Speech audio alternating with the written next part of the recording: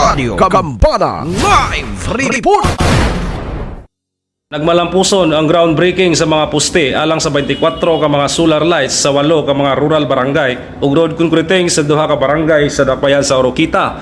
Nasayran nga ang proyekto ang gipunduhan sa Office of the Presidential Advisor on Peace, Reconciliation and Unity pinaagi sa Department of Social Welfare and Development subay sa pagpaningkamot ni City Councilor ug Chairman sa Committee on Public Order and Dangerous Drug.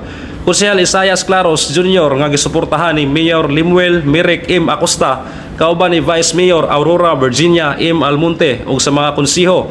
Napunduhan sa DSWD ang napulo ka mga barangay sa Oroquita City sa tag 1.2 milyon aron makabaton og 24 ka solar lights ang matag barangay sa 8 ka barangay nga gipili ni Konsehal Claros. Og road concreting usab ang mahitabo sa 2 ka barangay nga mao ang Lower Rizal ug Upper Rizal.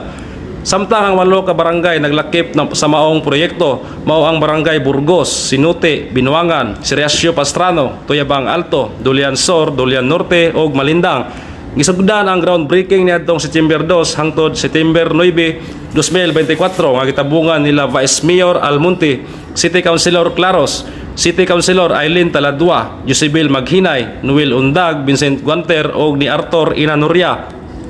Ang proyekto nagsaan nga magdala og kahayag ug galambuan sa mga rural nga barangay sa Oroquita City nga makatabang sa pagpauswag sa ilang kinabuhi ug pagpalambo sa ilang ekonomiya. Alang sa DXDD Radio Campana, ang radyo sa simbahan, ako si Double D9, Noel Urinio, Danag sa Dakbayan.